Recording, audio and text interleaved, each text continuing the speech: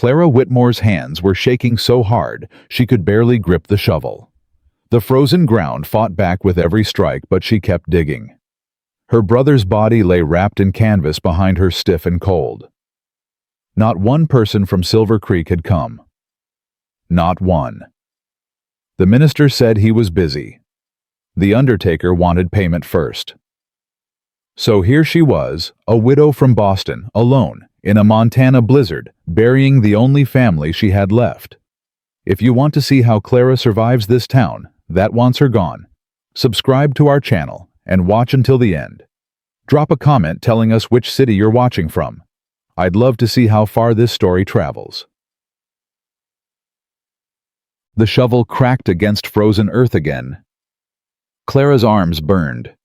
Her fingers had gone numb an hour ago, but she couldn't stop. Wouldn't stop. "You're gonna kill yourself out here."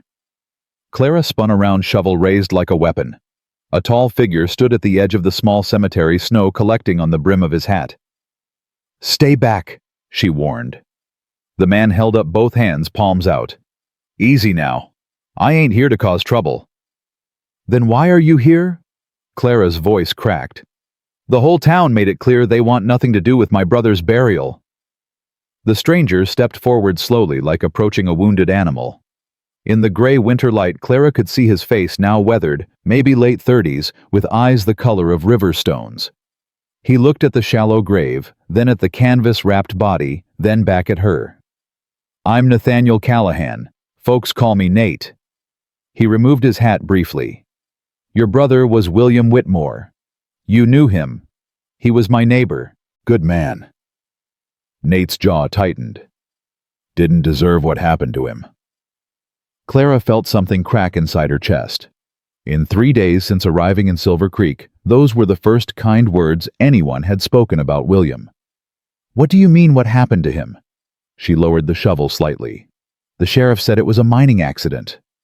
Nate didn't answer right away. He looked around the empty cemetery, then back toward town, where smoke rose from chimneys in the distance. "We shouldn't talk here." He gestured toward the grave. "Let me help you finish this first." "I don't need—" "Ma'am." His voice was gentle but firm. "You're about to collapse. Your lips are blue. You ain't eaten today, have you?" Clara wanted to argue, but her body betrayed her. Her knees buckled slightly, and Nate moved fast, catching her elbow before she fell.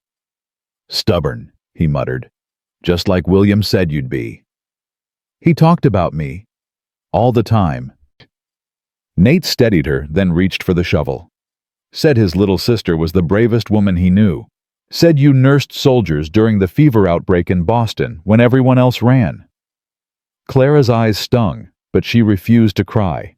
Not here, not in front of a stranger. "Let me do this," Nate said quietly. "Please, I owe him that much." She wanted to refuse. Every instinct screamed at her to trust no one in this godforsaken town. But exhaustion won. She stepped back and watched as Nate Callahan dug her brother's grave with steady, powerful strokes. Neither spoke for a long while. The only sounds were the shovel breaking earth and the wind howling through the bare trees. "Why didn't you come to the funeral service?" Clara finally asked. "You said he was your neighbor." Nate paused, wiping sweat from his brow despite the cold. "I was in Helena when it happened, selling cattle. Didn't hear about William until I got back yesterday." He resumed digging. "If I'd been here—" He didn't finish the sentence. "If you'd been here, what—" Nate stopped again. This time he looked directly at her, and Clara saw something dangerous in those riverstone eyes. Something that looked like barely contained rage. "If I'd been here, your brother might still be alive." Clara's heart hammered against her ribs. "What are you saying?" "Not here." Nate glanced toward the tree line. "You never know who's listening in this town." He finished digging in silence. Together they lowered William's body into the ground. Clara tried to say a prayer, but the words caught in her throat. All she could manage was a whispered goodbye. "I'll find out what really happened," she said to the fresh grave. "I promise." Nate covered the grave while Clara stood frozen, not from cold, but from grief that threatened to swallow her whole. When he finished, he planted the simple wooden cross she'd made the night before. "My ranch is about 3 miles east," he said, brushing dirt from his hands. "You're welcome to warm up there before heading back to town." "I'm not staying in town." Nate raised an eyebrow. "William's property," Clara explained. "I'm staying there." Something flickered across Nate's face. Concern, maybe, or warning. "Ma'am, that cabin's been empty for 2 weeks. In this weather." "I know what I'm doing, Mr. Callahan." "Do you—" He stepped closer, lowering his voice. "Do you know that Cornelius Ashford has been trying to buy that land for 2 years? Do you know your brother refused to sell, and now he's dead? Do you know Ashford's men have been watching that property since the day William was buried?" Clara felt ice spread through her veins, colder than the Montana winter. "How do you know all this?" "Because I've been watching them watch." Nate put his hat back on. "I told you, your brother was a good man. Someone needs to know the truth about how he died." They stood in the cemetery snow, falling heavier now, two strangers bound by a dead man's memory. "Tell me everything," Clara said. "Not here. I meant it when I said—" "Then where?" Nate studied her for a long moment. Whatever he saw in her face seemed to satisfy him. "Follow me to Riverbend, my ranch. We'll talk there." Clara's horse was tied at the cemetery entrance, a rented mare from the livery stable in town. She mounted stiffly, her muscles screaming in protest. Nate was already on his horse, a powerful black stallion that seemed as serious as its owner. They rode in silence through the snow. Clara's mind raced with questions, but she forced herself to wait. If what Nate was suggesting was true, if William had been murdered. The ranch appeared through the snow like a mirage. A solid 2-story house. A large barn corrals full of horses despite the weather. Smoke rose from the chimney, promising warmth. "Thomas," Nate called as they approached. "Company coming?" A man emerged from the barn. Clara's breath caught when she saw him, Native American, maybe in his 40s, with long dark hair streaked with gray. He moved with the quiet confidence of someone completely at home in this land. "Miss Whitmore," Thomas said, inclining his head. "I am sorry about your brother. He was a friend. You knew him too." Everyone knew William. Thomas took the reins of Clara's horse. Everyone liked him. That was the problem. Clara looked between the two men.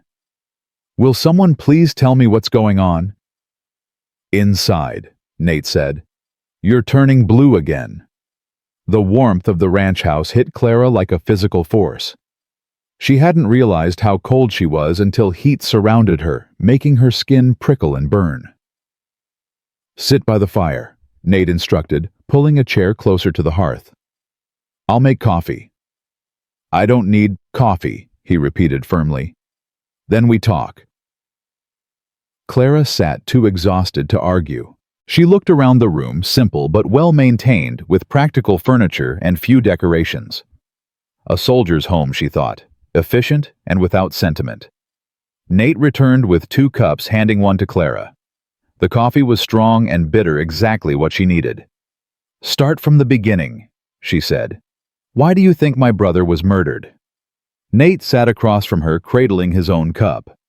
Thomas had come inside and stood near the door, arms crossed. "Your brother's property sits on the headwaters of Silver Creek," Nate began. "That creek feeds every ranch and farm in the valley. Whoever controls that land controls the water. Controls the water, controls everything. And this Ashford wants that control. Ashford owns the mining company, but mining's just the beginning. He wants to build a dam, redirect the water for his operations." Nate's voice hardened. "Every ranch in this valley would dry up within a year. Folks would have no choice but to sell to him for pennies on the dollar." Clara felt sick. William never mentioned any of this in his letters. "He didn't want to worry you. That's what he told me." Nate set down his cup. "But he was scared, Clara. Last time I saw him, maybe 3 weeks ago, he said Ashford's men had been coming around more often, making threats." "What kind of threats?" Thomas spoke up. "They said accidents happen in these mountains. especially to men who don't know when to walk away. Clara's hands shook, splashing coffee over the rim of her cup. She set it down quickly. "The sheriff," she said. "Surely the sheriff—" "Sheriff Duggan is in Ashford's pocket." Nate's tone was bitter. "Has been for years. Why do you think the death was ruled an accident so fast? No investigation. No questions. They found William at the bottom of a ravine near the old silver mine. Said he must have lost his footing on the ice." "William grew up in these mountains," Clara said slowly. "He wrote to me about climbing those trails since he was a boy. He wouldn't just fall. No, he wouldn't." Silence fell over the room. The fire crackled and popped. "I saw it," Thomas said quietly. Clara's head snapped up. "What?" Thomas pushed away from the door, moving closer. His face was troubled, weighted with something that looked like guilt. "I was hunting that morning up in the high country. I heard shouting, looked down, saw 3 men with William near the ridge." Thomas's voice was barely above a whisper. "They pushed him. I saw them push him." Clara couldn't breathe. "Why? Why didn't you tell anyone?" Thomas laughed, but there was no humor in it. "Tell who? The sheriff, who works for the man who ordered it. The townspeople who won't look me in the eye because of the color of my skin." He shook his head. "My word against 3 white men. I'd be dead before sunrise. But now you're telling me. Because now there's someone else who wants the truth." Thomas met her eyes. "Your brother saved my life once years ago. I couldn't save his, but maybe I can help you make this right." Clara stood abruptly, pacing to the window. Outside, snow continued to fall, blanketing the world in white. "The men who did it," she said without turning around. "Do you know who they were?" "2 of them work for Ashford, regular hired hands." Thomas hesitated. "The 3rd was Ashford's foreman, man named Marcus Webb. He's dangerous, Miss Whitmore. More dangerous than Ashford himself." "I don't care how dangerous he is." "You should." Nate was behind her now, close enough that she could feel the warmth radiating from him. "These aren't men who play by rules. They've killed before. They'll kill again." Clara turned to face him. They were inches apart, and she could see the concern in his eyes. Real concern, not the patronizing kind she'd encountered so often from men. "So what do you suggest I do?" Her voice was steady, but her heart was pounding. "Run back to Boston. Pretend my brother's death was an accident. Let these men win." "That's not what I'm saying." "Then what are you saying?" Nate held her gaze. "I'm saying if you're going to fight, you shouldn't fight alone." The words hung between them, heavy with meaning. "Why?" Clara asked. "Why would you help me? You don't know me." "I knew your brother. That's enough." Nate stepped back, breaking the intensity of the moment. "And I've watched Ashford hurt too many people in this valley. Someone needs to stop him." Clara thought about the empty cemetery, the townspeople who wouldn't come, the minister who was too busy, the undertaker who wanted payment before compassion. She thought about William, who had written her such hopeful letters about building a life in Montana, who had encouraged her to join him after her husband died. "If I stay," she said slowly, "if I fight, I need to know I can trust you." "You can." "Everyone in Silver Creek seems trustworthy until they're not." Nate nodded, accepting this. "Fair enough. Trust is earned. I'll prove myself." He glanced at Thomas. "We both will." "And in return?" "In return, you don't do anything stupid like confronting Ashford alone." Nate's expression was serious. "You're brave, Clara. I can see that. But brave people die too. William was brave." The mention of her brother sent a fresh wave of grief through her.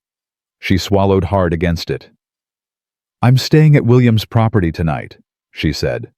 "Whatever you say." "I figured." Nate sighed.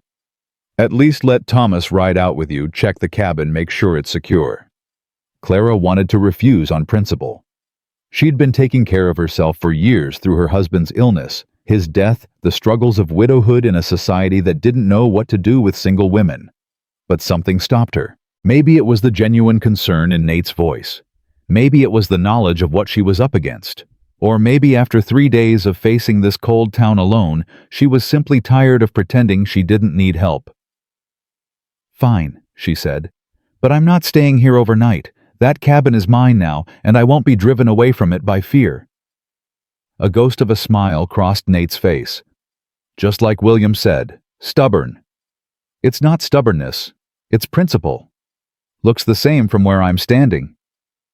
Despite everything, the grief, the fear, the uncertainty, Clara felt something unexpected. A spark of warmth that had nothing to do with the fire. "I should go before the snow gets worse," she said, looking away. "I'll ride out tomorrow to check on you," Nate said. "If that's all right." Clara nodded, not trusting her voice. Thomas was already heading for the door. "I'll saddle a horse. Give me 5 minutes." When he was gone, Clara and Nate stood in awkward silence. "Thank you," Clara finally said, "for helping with the burial, for telling me the truth. Everyone else in this town just wants me gone." "That's because you scare them." Clara blinked. "I scare them? A woman alone claiming property that Ashford wants, asking questions about her brother's death." Nate shrugged. "You're a threat to the comfortable lies they've been telling themselves. It's easier to push you out than face the truth. And you're different. I've never been comfortable with lies." He walked her to the door, helping her into her coat. "Besides, I made William a promise once. He made me swear that if anything happened to him, I'd look after whoever came to claim his land." Clara paused, one arm in her sleeve. He knew something might happen. He suspected. Last few months things got worse, more threats. His dog was killed. Accident, they called it. Nate helped her finish with the coat. He was preparing for the worst. He just ran out of time. Did he know who to trust in town, I mean? Anyone? Nate considered the question. "Ruth Baker at the boarding house. She's prickly as a cactus, but she's honest. And Doc Holloway, he's a good man, just scared. Ashford owns his debt." Clara filed away the names. "Thank you." "Don't thank me yet. We haven't done anything." Outside, Thomas was waiting with the horses. The snow had lightened slightly, but the temperature was dropping fast. "Miss Whitmore." Thomas handed her the reins. "Stay on the main road until we pass the old mill, then we'll cut through the valley. It's faster." Clara mounted, wincing at the stiffness in her muscles. "Clara." Nate's voice made her turn. He stood on the porch, silhouetted against the warm light from inside. "Lock your doors tonight. Don't open them for anyone you don't know." "I'm not a child, Mr. Callahan." "I know. That's what worries me. Children run from danger. You seem like the type to run toward it." She couldn't argue with that. "Good night, Mr. Callahan." "Nate," he corrected. "Good night, Nate." She urged her horse forward, Thomas falling in beside her. As they rode away from Riverbend, Clara looked back once. Nate was still standing on the porch, watching them disappear into the snow. The ride to William's property took nearly an hour. By the time the cabin came into view, Clara was frozen through her teeth, chattering so hard she could barely speak. Thomas dismounted first, approaching the cabin with caution. "Stay here," he said quietly. Clara watched as he circled the small building, checking windows, examining tracks in the snow. When he returned, his expression was troubled. "Someone's been here. Recently. Boot prints around the back window." Clara's stomach dropped. "Inside?" "Doesn't look like they got in, but they tried." Thomas helped her down from her horse. "I'll stay outside tonight. Keep watch." "Thomas, you can't." "I can, and I will." His tone left no room for argument. "Your brother saved my life, Miss Whitmore. This is the least I can do." Clara wanted to argue she'd been fighting her own battles her whole life, but exhaustion and cold won out. "There's a barn," she said. "At least stay there. It's not much warmer, but it's shelter." Thomas nodded. "That works." Inside the cabin was exactly as Clara had feared, cold, dusty, and filled with William's possessions, now monuments to a life cut short. She lit the stove first, feeding it dried wood until flames caught. Then she lit every lamp, pushing back the darkness. William's coat still hung by the door. His books were stacked on a small table. A half-written letter sat on the desk. Clara picked it up with trembling hands. Dear Clara, I hope this letter finds you in good spirits. Things here have been difficult lately, but I don't want to worry you. I've been thinking about your visit in the spring, and I can't wait to show you the land. The creek is beautiful when the snow melts. There's something I need to tell you, though, something I've been putting off, the men who own the mining company. The letter ended there, unfinished. Clara sank into the chair, pressing the paper to her chest. Oh, William, what were you going to tell me? Outside. The wind howled, rattling the windows. Somewhere in the darkness, Thomas was keeping watch. And at Riverbend, Nate Callahan was probably sitting by his fire wondering if she'd made it safely. Tomorrow, Clara decided. Tomorrow she would go into town, face whatever hostility waited for her, and start asking questions. Ashford thought he could scare her away. He thought wrong. She was Clara Whitmore, widow nurse survivor. She had watched her husband die slowly over 2 years and kept going. She had faced disease and death in Boston's worst hospitals and never flinched. She had buried her brother alone in a blizzard when no one else would help. These men had no idea what they were dealing with. Clara set the unfinished letter on the desk, smoothing out the creases. I'll finish what you started, William, she whispered. I promise, whatever it takes. Outside, the snow continued to fall, covering tracks and secrets alike. But Clara knew some things couldn't stay buried forever. Sooner or later, the truth always found its way to the surface. And when it did, she would be ready. Morning came with pale winter light, filtering through frost-covered windows. Clara woke stiff and sore, her muscles protesting every movement. The fire had died down overnight, and her breath made small clouds in the cold air. She forced herself up, fed the stove, and splashed icy water on her face from the basin. There was no time for self-pity. Today she would go into Silver Creek. Today she would start asking questions. A knock at the door made her freeze. Miss Whitmore? It's Thomas. Clara let out a breath she didn't realize she'd been holding. She opened the door to find Thomas standing on the porch, snow dusting his shoulders. Anyone come by? She asked. No, but there were riders on the ridge about an hour before dawn, watching. Thomas's expression was grim. They left when the sun started coming up. Clara's jaw tightened. Ashford's men? Most likely. She grabbed her coat from the hook. I'm going into town this morning. I need supplies, and I need to start understanding who I'm dealing with. Thomas nodded slowly. You want company? Clara hesitated. Part of her wanted to say yes, but she knew what would happen if she rode into Silver Creek with a Native American man at her side. The townspeople already wanted her gone.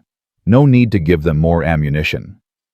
Better if I go alone, she said carefully. But thank you. Thomas understood.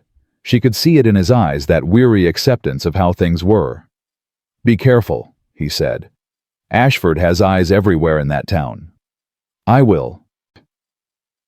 The ride into Silver Creek took 40 minutes. Clara used the time to think, to plan, to prepare herself for whatever hostility awaited. By the time the town came into view, she had steeled her nerves into something resembling calm. Silver Creek was larger than she'd expected. A main street lined with wooden buildings, a church steeple rising above the rooftops, smoke curling from dozens of chimneys. People moved along the boardwalks, going about their morning business. Clara tied her horse outside the general store and stepped inside. The warmth was immediate and welcome, as was the smell of coffee and dried goods. A heavy-set man behind the counter looked up at her entrance. Help you, miss? I need supplies. Flour, salt, coffee, dried beans. Clara pulled out the list she'd made. And lamp oil, if you have it. The man took the list, scanning it briefly. You're the Whitmore woman, the one staying out at William's place. It wasn't a question. I am. Something shifted in his expression. Not quite hostility, but close. A lot of folks figured you'd be heading back east by now. Then a lot of folks figured wrong. He grunted and began gathering her supplies. Clara watched him, noting how he avoided meeting her eyes, how his movements were just a little too careful. "Did you know my brother?" she asked. The man's hands paused on a sack of flour. Everyone knew William. And what? Clara stepped closer to the counter. "My brother is dead, Mr. Henderson. Mr. Henderson. My brother is dead, and no one in this town seems willing to talk about it. I find that strange, don't you?" Henderson finally looked at her, and Clara saw fear in his eyes. Real fear. "Miss Whitmore," he said quietly, "some things in this town are better left alone, for everyone's sake." "Whose sake exactly?" "Yours. Mr. Ashford's." Henderson flinched at the name. "I don't know what you're talking about." "I think you do." For a moment, Clara thought he might actually tell her something. But then the store's door opened, bringing a gust of cold air and a well-dressed man she'd never seen before. "Mrs. Henderson needs her order delivered by noon," the newcomer said without preamble. Then he noticed Clara and stopped. "Well, well, you must be the sister." Clara turned to face him fully. He was perhaps 50, with silver-streaked dark hair and cold gray eyes that assessed her like she was livestock at auction. "And you must be Cornelius Ashford." A thin smile crossed his face. "My reputation precedes me." "Your reputation is precisely why I know who you are." Ashford's smile didn't waver, but something hardened behind his eyes. "Henderson, give us a moment, won't you?" The shopkeeper practically fled to the back room. Clara stood her ground as Ashford moved closer, stopping just inside the boundary of polite distance. "Miss Whitmore, I'm so sorry for your loss. William was a fine man." "Was he strange that you'd think so, given how hard you tried to take his land?" Ashford's eyebrows rose slightly. "Direct. I appreciate that." He clasped his hands behind his back. "Your brother and I had business disagreements, that's true, but I bore him no ill will." "Is that so?" "It is." Ashford's tone remained pleasant, almost friendly. "In fact, I'd like to extend an olive branch. Your brother's property is valuable, yes, but it's also remote difficult to maintain, especially for a woman alone. I'm prepared to offer you a very generous price. Enough to return to Boston comfortably, start fresh."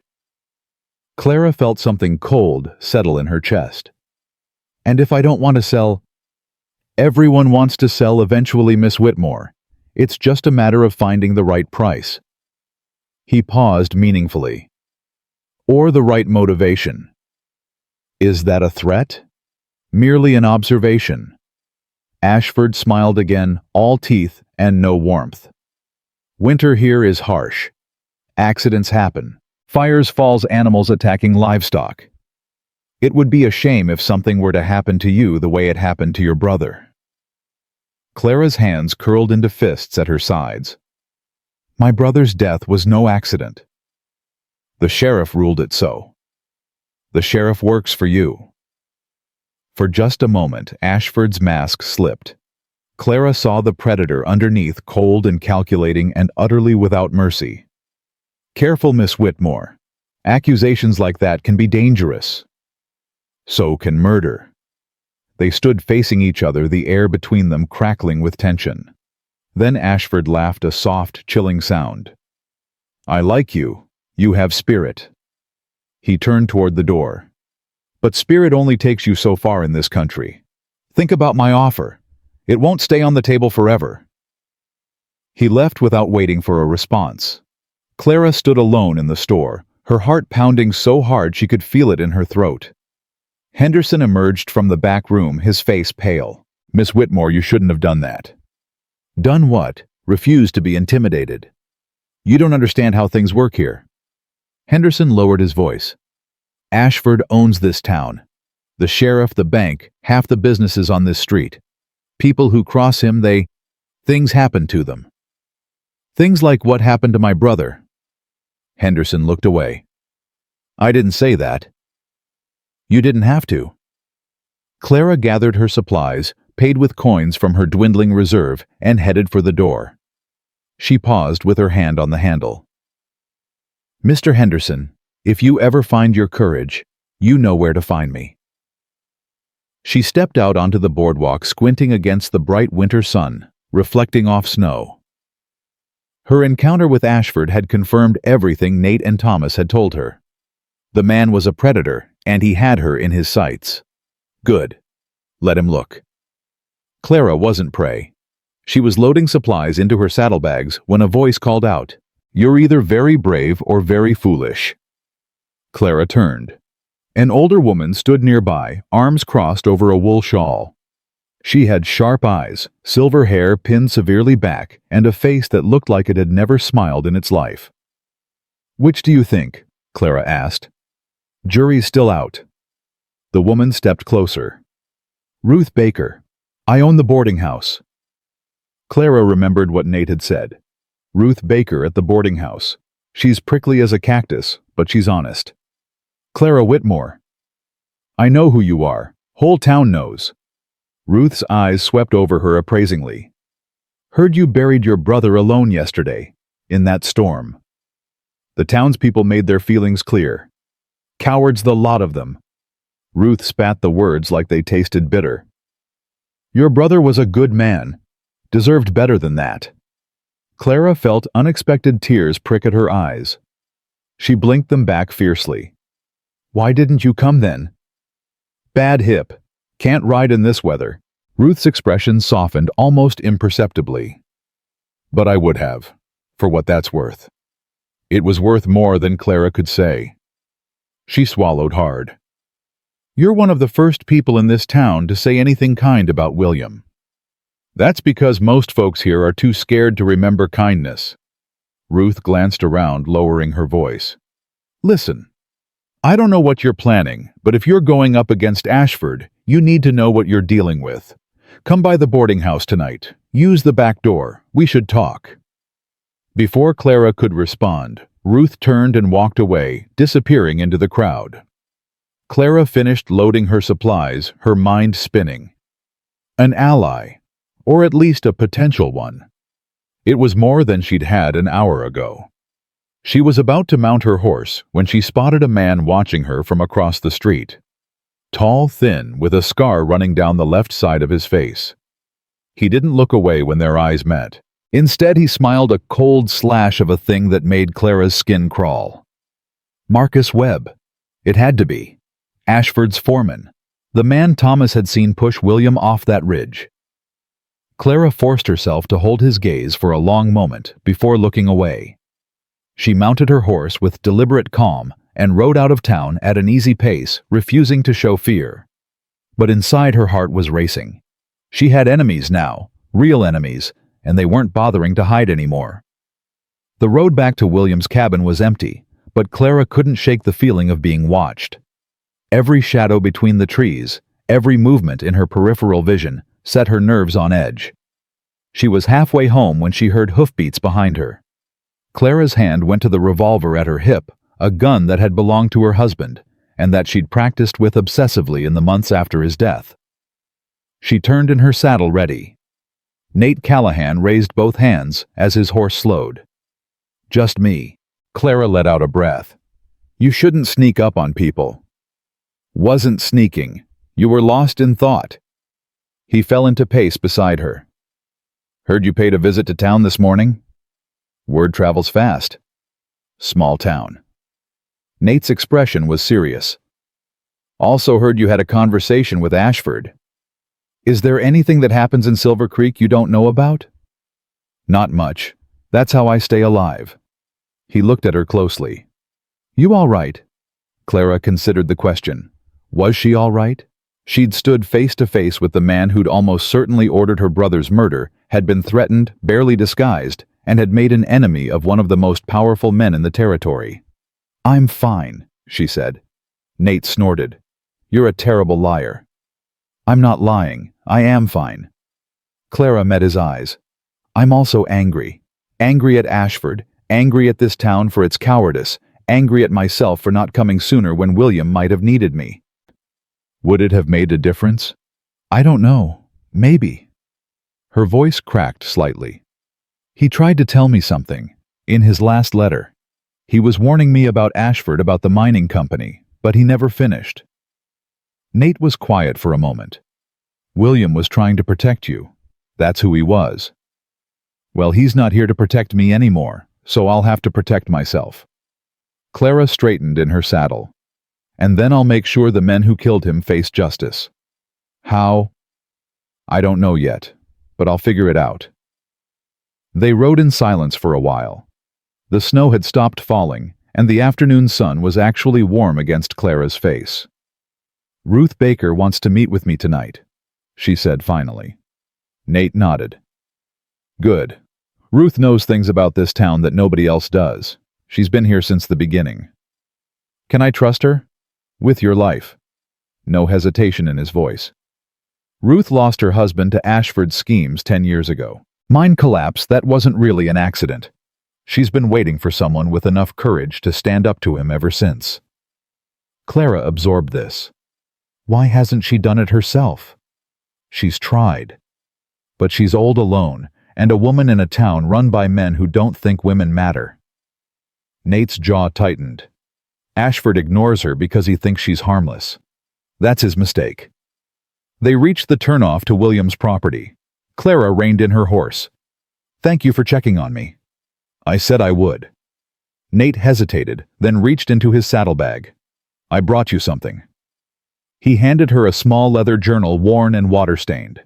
What is this? Found it in William's things months ago. He asked me to hold on to it, said he'd know when the time was right to use it. Nate's expression was somber. I think the time is now. Clara opened the journal carefully. Inside, in William's familiar handwriting, were pages and pages of notes. Dates, names, transactions. A record of everything Ashford had done in Silver Creek for the past 2 years. He was building a case, she breathed. He was trying to take Ashford down legally, gathering evidence, talking to people who'd been hurt. Nate shook his head. I think Ashford found out. That's why. He didn't finish. He didn't need to. Clara clutched the journal to her chest. This could be enough. If I can get it to the right people, someone outside Ashford's control. The territorial marshal, Nate said. In Helena. He's honest from what I hear. But getting there in winter alone? I'm not going anywhere yet. First, I need to understand everything in here. And I need to find more evidence. Clara looked up at Nate. Will you help me? You know I will. Something passed between them in that moment. Trust, maybe. Or the beginning of it. Be careful tonight, Nate said. Going to Ruth's. Webb has been watching everyone who might be sympathetic to your cause. I'll use the back door. She told me to. Smart woman. Nate tipped his hat. I'll come by tomorrow morning. We can go through the journal together. Clara watched him right away, then turned toward the cabin. Thomas was waiting on the porch, and she could tell from his expression that he'd been worried. Trouble in town? He asked. Met Ashford. Thomas's face darkened. And he threatened me, politely. Clara dismounted, handing Thomas the reins. But I also found an ally, maybe two. Ruth Baker. You know her. Everyone knows Ruth. She's the only person in Silver Creek who never treated me like I was less than human. Thomas glanced at the journal in her hands. What's that? Clara told him about William's notes about the evidence her brother had been gathering. Thomas listened in silence, his expression unreadable. Your brother was brave, he said finally. Braver than I knew. He was trying to do the right thing. And he died for it. Thomas met her eyes. You understand that could happen to you too. Clara didn't look away. Yes. And you're still going to fight? Yes. Thomas nodded slowly. Something like respect flickered in his eyes. Then I'll help however I can. I owed William my life. I owe you the truth about his death. That's all I'm asking." Inside the cabin, Clara spent the afternoon reading through William's journal. The more she read, the angrier she became. Page after page documented Ashford's crimes, bribes to officials, threats to landowners, suspicious deaths ruled as accidents. Her brother had been meticulous, careful, thorough, and someone had betrayed him. Clara paused on an entry from 3 weeks before William's death. "Someone is feeding information to Ashford. Every move I make he knows about before I make it. I thought I could trust everyone I've been working with, but clearly I was wrong. Need to be more careful. Need to figure out who." Clara stared at the words, her blood running cold. William had suspected a traitor in his midst. Had he figured out who it was before he died? Or had the traitor figured out that William was onto them? She flipped through the remaining pages, but there was no answer.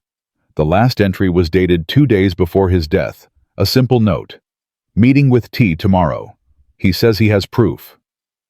T. Who was T? Thomas. Clara's heart clenched. Thomas had been the one to tell her about witnessing William's murder. Thomas had been staying at her cabin keeping watch. Thomas had access to everything. No. She shook her head. Thomas had been with Nate for years. If he were working for Ashford, why would he have told her what he saw? Why would he be helping her now? Unless it was a trap. Clara pressed her hands to her temples. This was what Ashford wanted, she realized. He wanted her paranoid, unable to trust anyone, isolated and alone. That's how he operated. Divide and conquer. She wouldn't let him win. But she also wouldn't be naive. From now on, she would verify everything. Trust, but verify. The sun was setting when Clara prepared to leave for Ruth Baker's boarding house. She changed into darker clothes, tucked William's journal into a hidden pocket in her coat, and checked her revolver. "I'll be back before midnight," she told Thomas. He nodded, not asking where she was going. "I'll keep watch." Clara rode into town using back trails Nate had told her about, avoiding the main road. The boarding house was a large 2-story building on a quiet street. She tied her horse in the alley behind it and knocked softly on the back door. Ruth opened it immediately, ushering her inside. "Anyone follow you?" "No, I was careful." "Good." Ruth led her through a small kitchen and into a cozy sitting room where a fire burned low in the hearth. "Sit, I'll make tea." Clara sat looking around the room. It was comfortable, filled with the accumulation of decades' photographs, books, quilts draped over chairs. A life fully lived. Ruth returned with 2 cups and settled into the chair across from Clara. "So," she said, "you want to take down Cornelius Ashford?" "I want justice for my brother." "Same thing." Ruth sipped her tea. "I've been waiting 20 years for someone to do it. Tried myself after my Henry died in that mine. But no one would listen to an old woman's grief. I'm sorry about your husband. Long time ago now, but I haven't forgotten." Ruth's eyes were sharp and bright. "And I haven't stopped collecting information. Everything Ashford does in this town I know about. People talk when they think no one important is listening." Clara leaned forward. "What do you know about my brother's death?" "I know it wasn't an accident. I know Webb was involved, probably 2 of his men as well. I know Ashford gave the order." Ruth's voice was matter-of-fact. "What I don't know is how to prove it." Clara pulled out William's journal. "My brother was gathering evidence. Nate gave this to me today." Ruth's eyes widened as she took the journal, flipping through pages. Good Lord, William documented everything. Almost everything. He suspected there was a traitor, someone feeding information to Ashford, but he never identified who. Ruth was quiet for a long moment, reading. Then she looked up, her expression troubled. "Clara, there's something you should know. About the doctor. Dr. Holloway. He's a good man, but he owes Ashford money. A lot of it. Gambling debts from before he came to Silver Creek." Ruth set down the journal. "Ashford bought up those debts. Uses them to keep Holloway in line." Clara's stomach tightened. "What does that mean for me?" "It means be careful what you tell him. Holloway wants to do right, but when a man's trapped, he doesn't always have choices. Could he have been the one feeding information to Ashford, the traitor William wrote about? Ruth shook her head slowly. I don't think so. Holloway didn't know William well, and your brother was careful about who he talked to. But someone was watching. Someone close. They sat in silence, the fire crackling softly. I need to get this evidence to the territorial marshal, Clara said finally. But I can't leave yet. I need something that directly connects Ashford to William's murder. Thomas Crow Feather saw it happen. A Native American man's testimony against 3 white men. You know how that would go. Ruth sighed heavily. I do.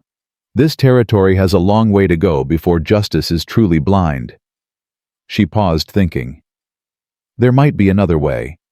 The men who pushed William, they talk when they drink. And they drink often at the Lucky Dollar Saloon. You want me to go to a saloon?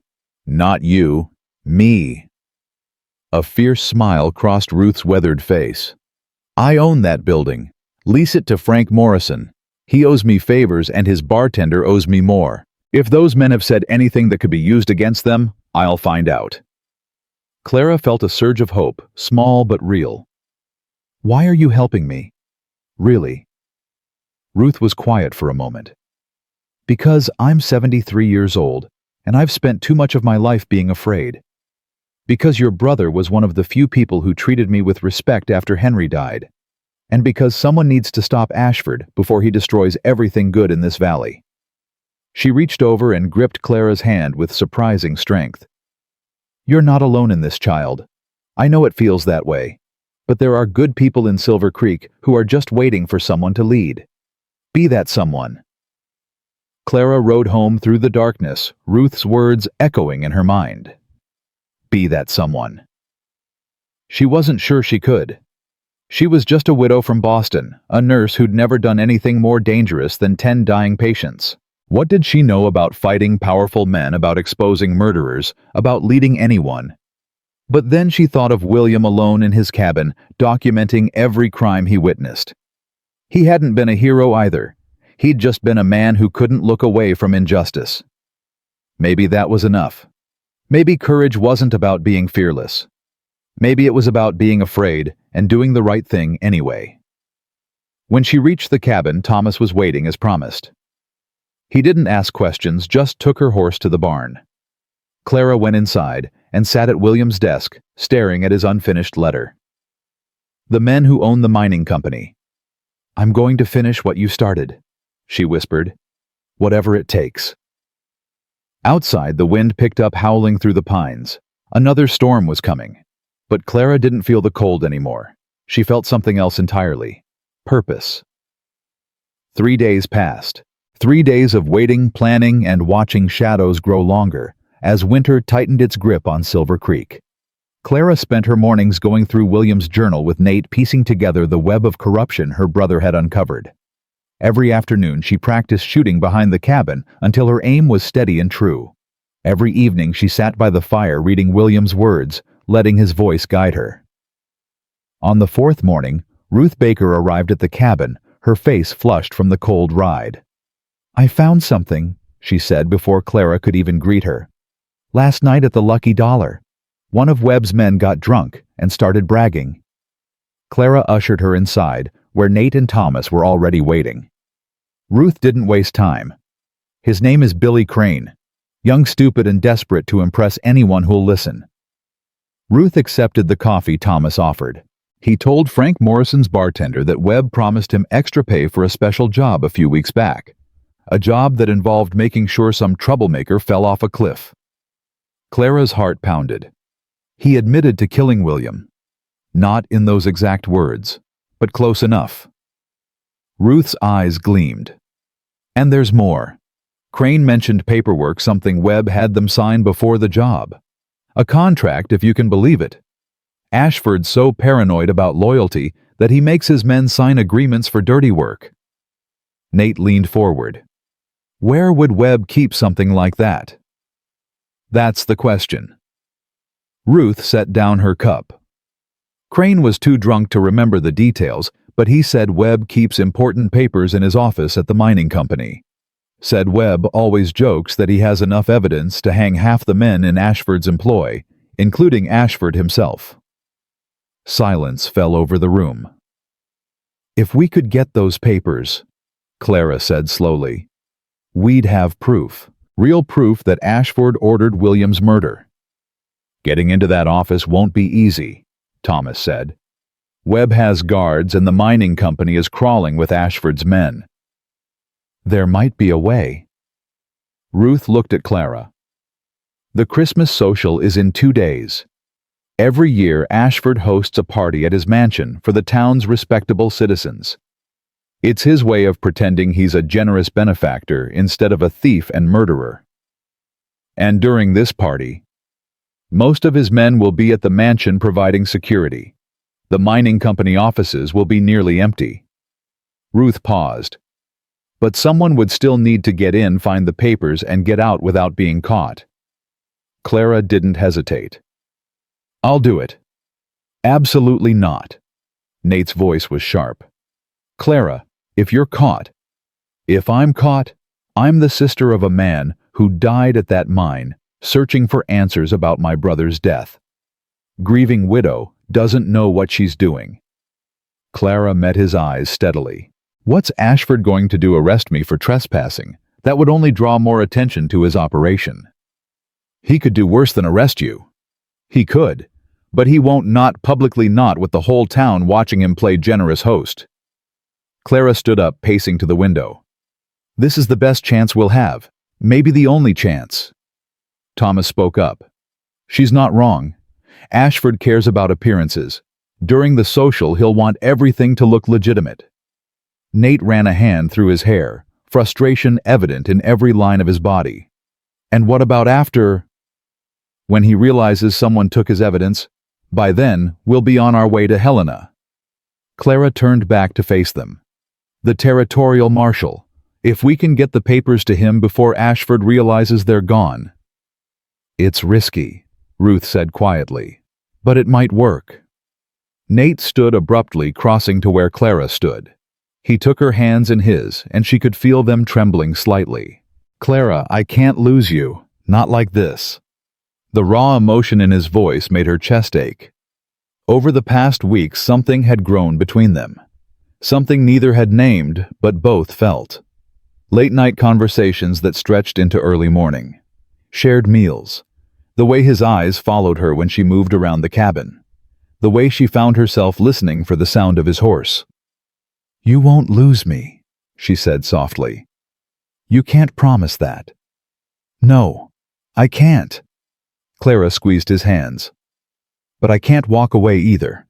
Not now. Not when we're this close." Nate was quiet for a long moment. Then he released her hands and stepped back. "If you're doing this, I'm coming with you." "Nate." "Not negotiable." His jaw was set, his eyes determined. "You're not going into that building alone." Clara wanted to argue. The plan was dangerous enough without adding another person, but looking at Nate's face, she knew it would be futile. And truthfully, the thought of having him beside her was more comforting than she wanted to admit. "Fine, but we do this my way. Careful, quiet, no unnecessary risks." "Agreed." Ruth stood brushing off her skirts. "I'll make sure you're both invited to the social. Ashford won't think twice about it. He invites everyone who owns property in the valley. It's part of his show." She headed for the door, then paused. 2 days. Use them wisely.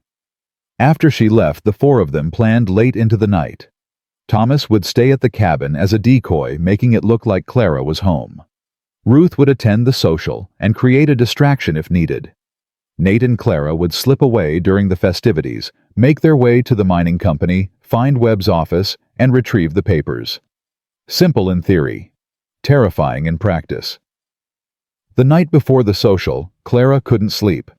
She sat by the dying fire, William's journal in her lap, reading entries she'd already memorized. A soft knock at the door made her heart jump. She grabbed her revolver before answering. Nate stood on the porch, snow dusting his shoulders. "Saw your light," he said. "Couldn't sleep either."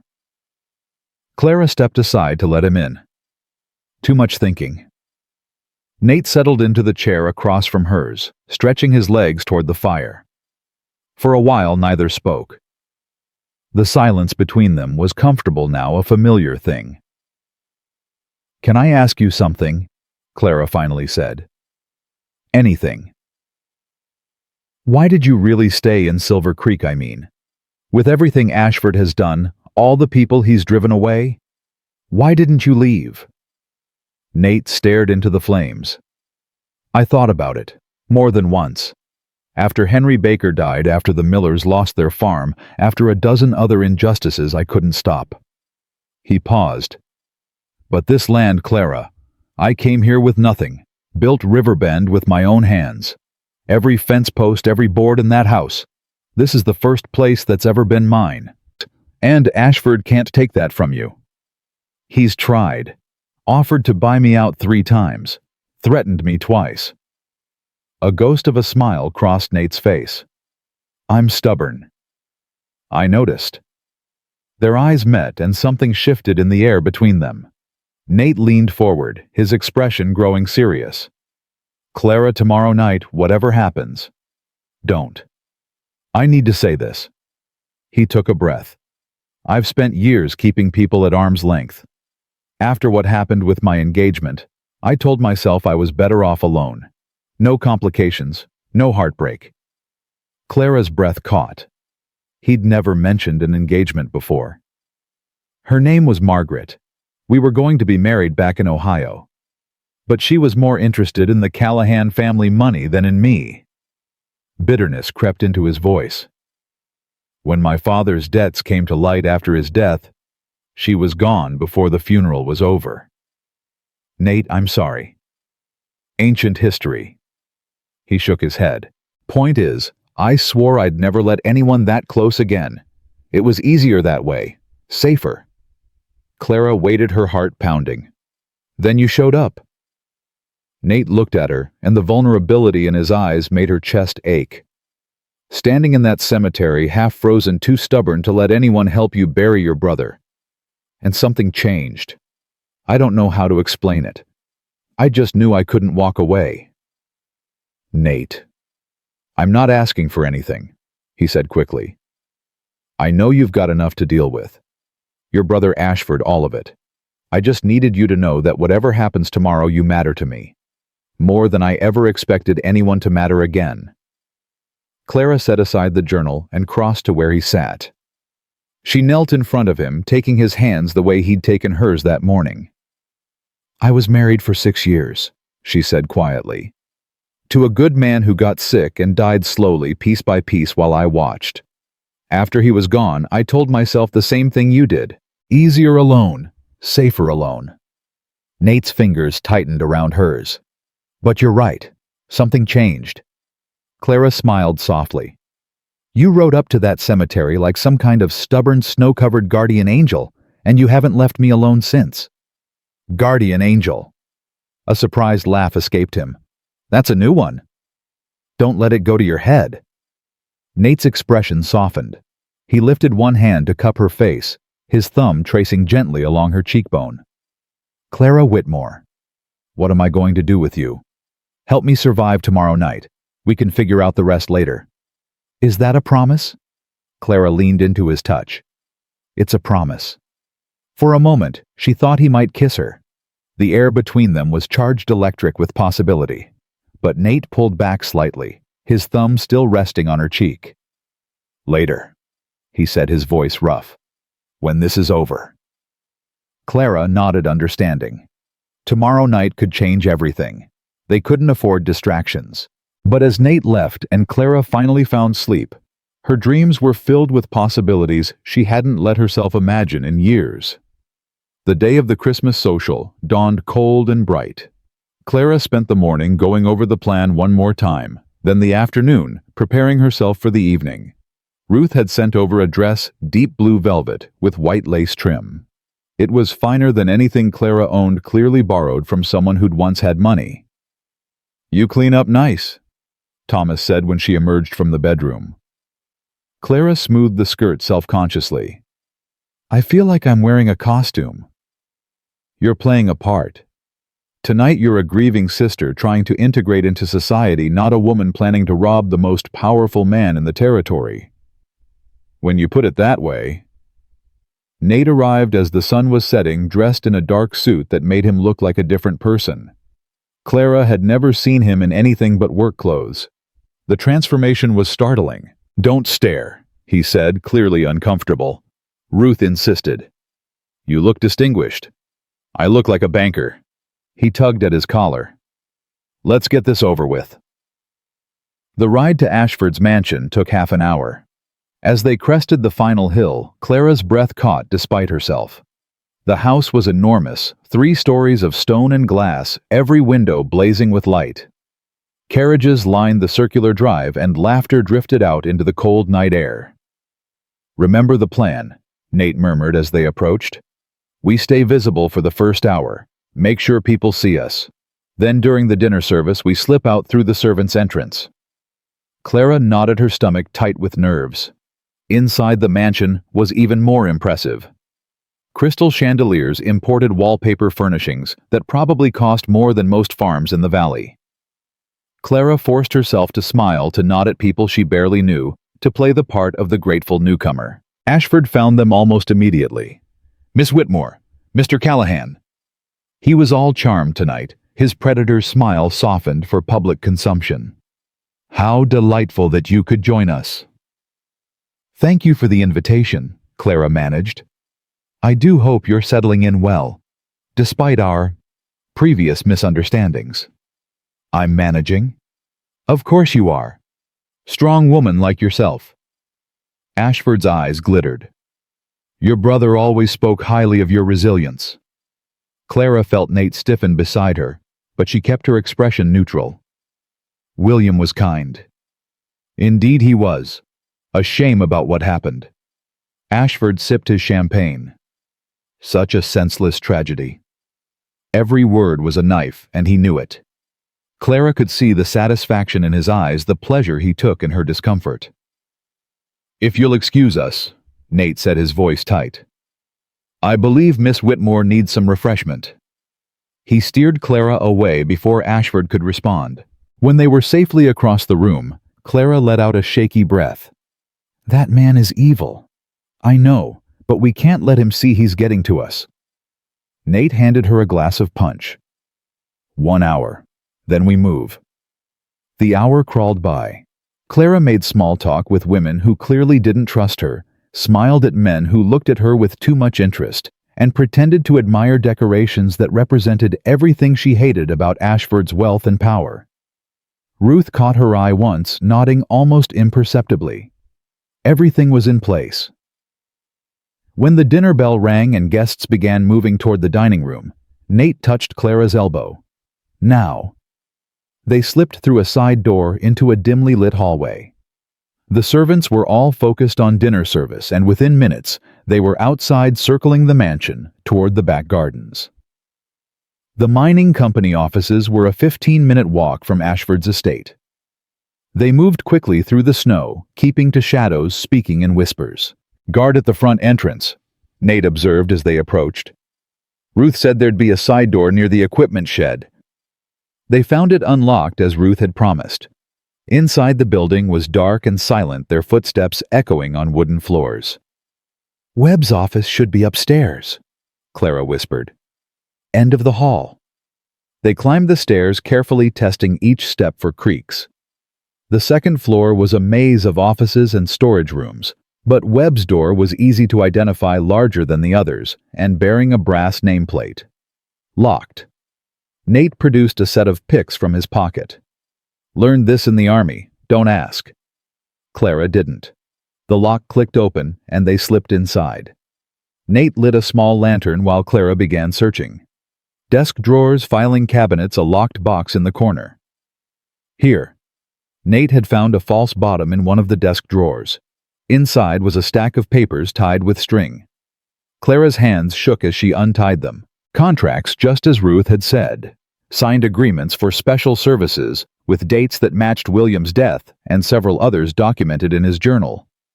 This is it, she breathed. This is everything." "Then let's go."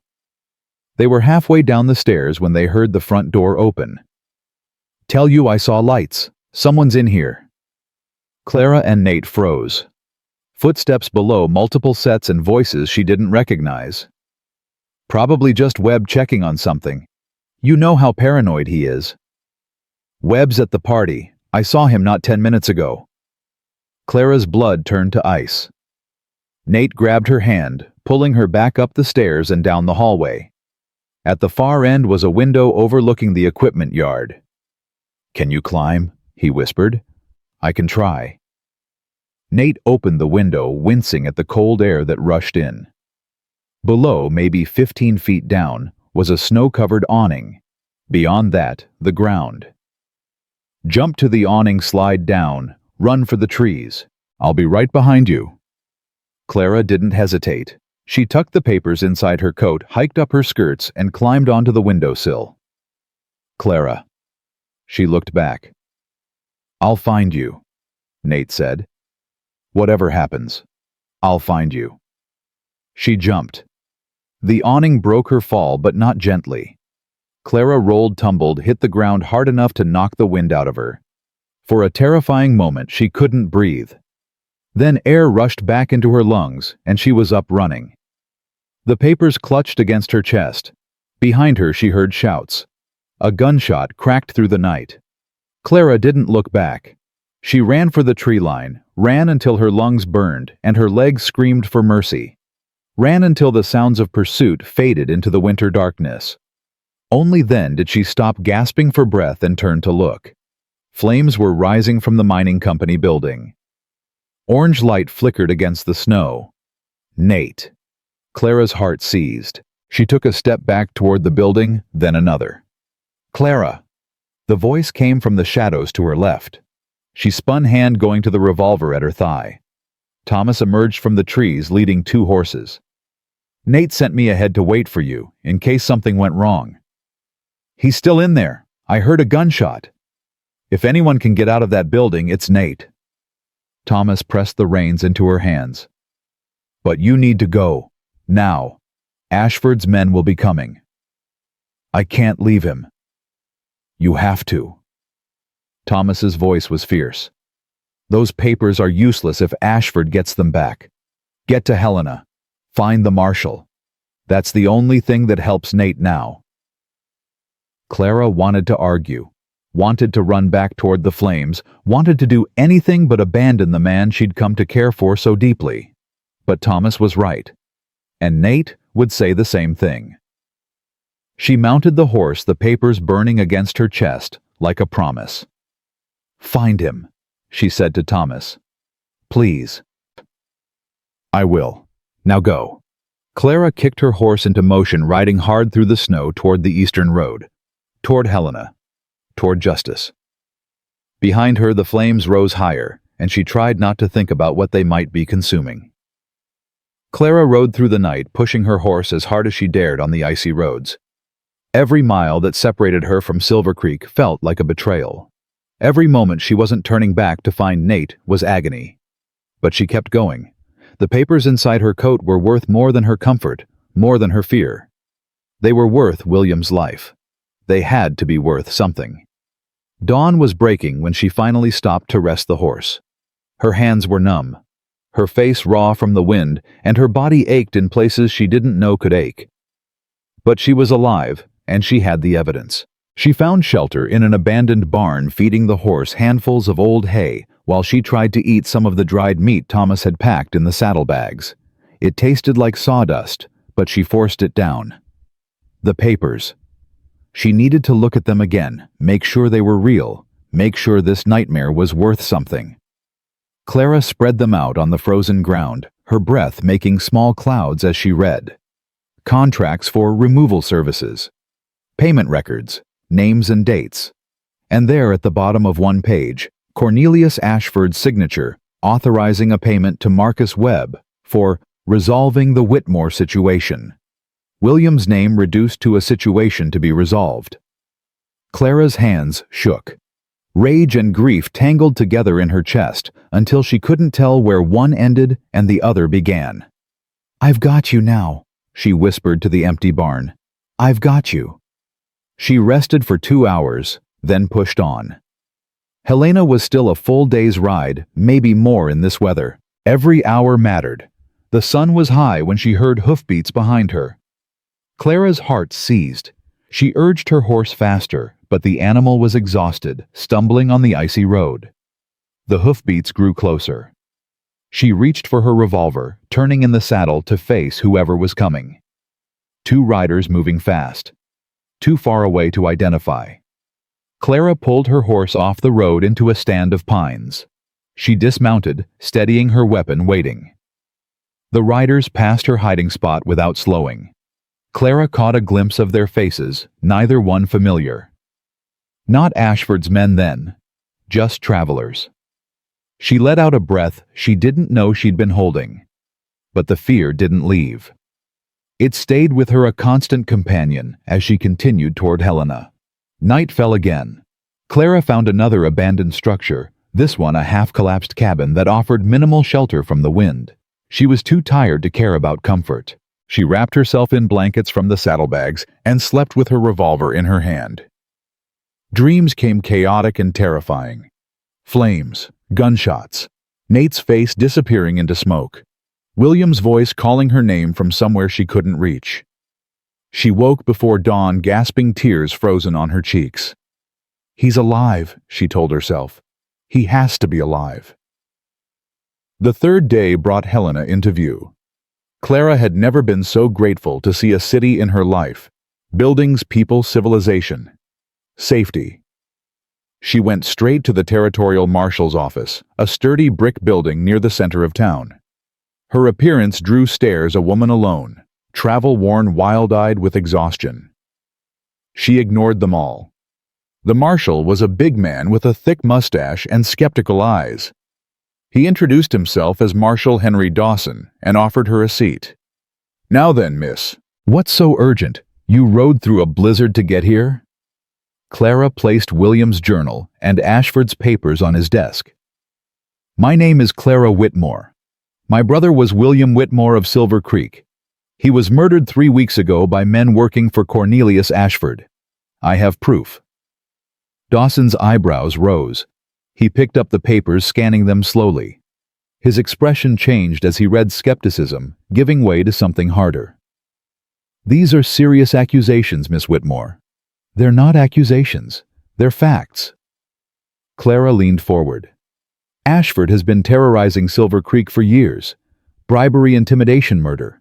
My brother documented everything in that journal, and those contracts prove Ashford ordered his death." Dawson was quiet for a long moment, reading. Finally, he looked up.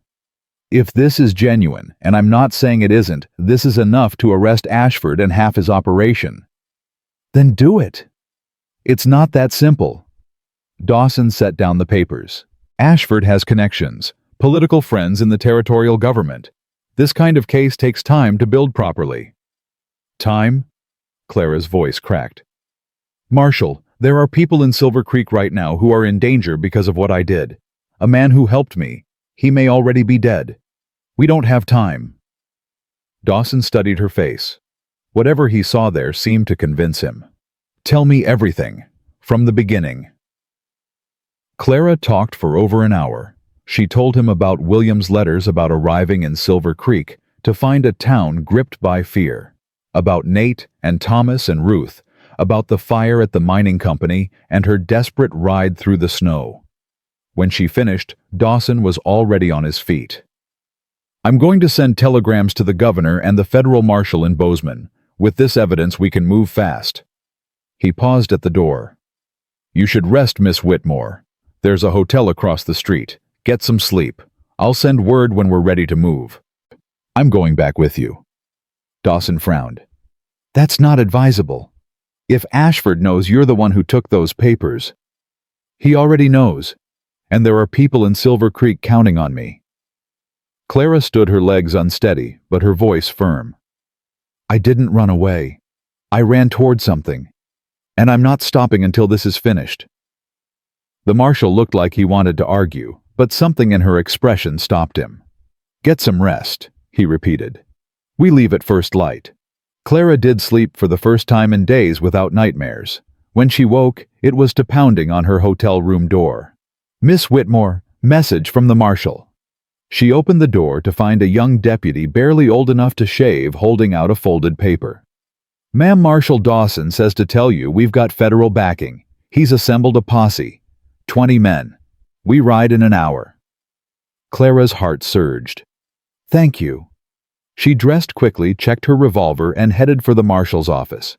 The street outside was crowded with men on horseback, all armed, all wearing the grim expressions of people who knew they were riding into danger. Dawson found her in the crowd. You don't have to do this, you know. We can handle Ashford. I know. Clara mounted the horse a deputy had brought for her. But I need to see it through. For William. Dawson nodded slowly. Stay behind the main group. If shooting starts, you get to cover. Understood. Understood. The ride back to Silver Creek took 2 days with the larger group. 2 days of cold and tension and growing dread. Clara kept looking at the horizon, half expecting to see smoke, half expecting news that would shatter whatever hope she had left. But when Silver Creek finally came into view, it looked almost peaceful. Snow-covered rooftops, smoke rising from chimneys, people moving along the main street. Almost peaceful. Almost normal. Marshal Dawson called a halt outside town. We do this by the book, he announced to the assembled men. Ashford first, then Webb, and any others named in those documents. No shooting unless they shoot first. We're here to arrest, not execute. Clara barely heard him. Her eyes were scanning the crowd of townspeople who had started to gather, drawn by the unusual sight of 20 armed men approaching. She saw Ruth first, standing on the boardwalk outside the boarding house. The old woman's face was drawn and pale. Clara dismounted, pushing through the crowd. Ruth, what happened?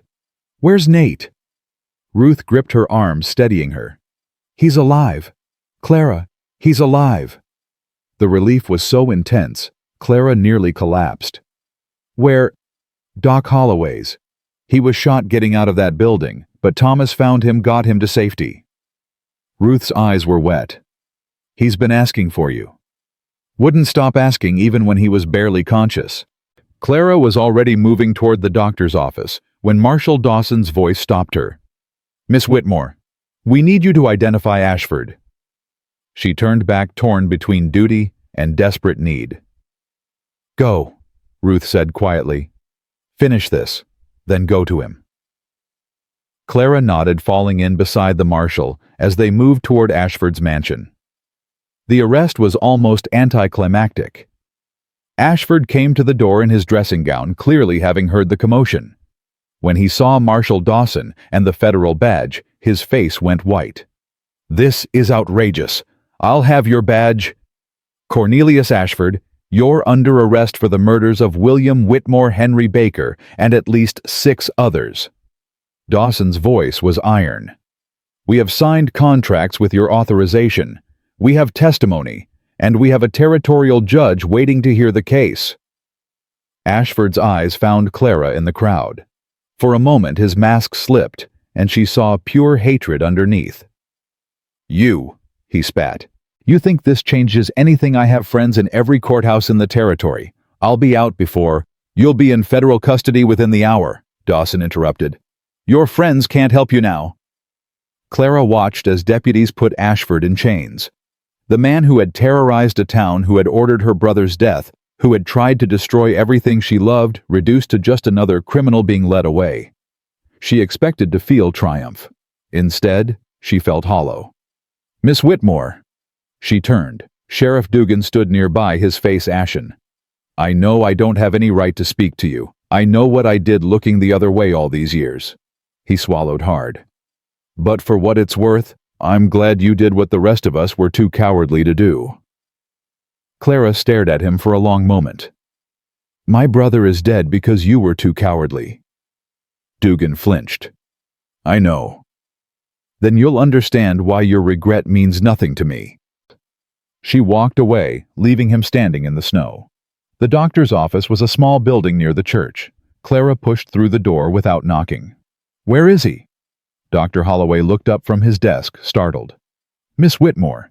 He's in the back room, but—" Clara was already past him, opening the door to the recovery room. Nate lay on a narrow bed, bandages wrapped around his shoulder and chest. His face was pale, his eyes closed. For one terrible moment, Clara thought she was too late. Then his eyes opened. "Clara." Her name in his voice, rough and weak, but alive. She crossed the room in 3 steps, dropping to her knees beside the bed. "You're alive." She was crying now, couldn't stop. "You're alive." "Told you I'd find you." A ghost of a smile crossed his face. "Though I'll admit the finding part was harder than expected." "You were shot." "Just a little." He reached for her hand with his good arm. "Thomas says I'll live. Unfortunately for you." Clara laughed through her tears. "Don't joke. Not about this." "I'm not joking about the important part." His fingers tightened on hers. "I meant what I said, Clara. That night before the social, I meant every word." "I know." She brought his hand to her cheek, pressing it there. "I meant it too." "Then when I can stand without falling over, I have something I want to ask you." Clara's heart stuttered. "Nate." "Not now." He smiled weakly. "I want to do it properly. On my feet. Maybe even on one knee if I can manage it." He paused. "But I needed you to know, in case anything else goes wrong between now and then." Clara leaned down, pressing her forehead to his. "Nothing else is going wrong. Ashford's arrested. The federal marshal has the evidence. It's over." "Is it?" "The hard part is." She pulled back slightly, meeting his eyes.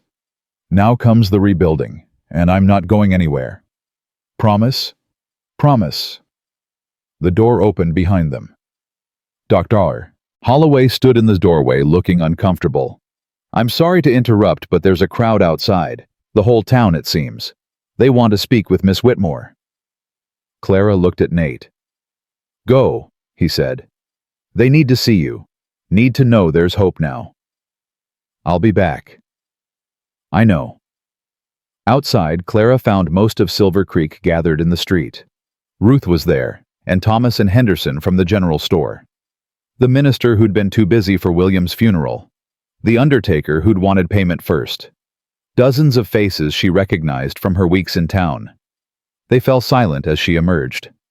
Clara didn't know what to say. These people had turned their backs on her brother, had let fear rule them for years. Part of her wanted to rage at them, to demand answers for every act of cowardice. But looking at their faces, she saw something else. Shame. Relief. Hope. "Ashford's been arrested," she said finally, "along with Webb and several others.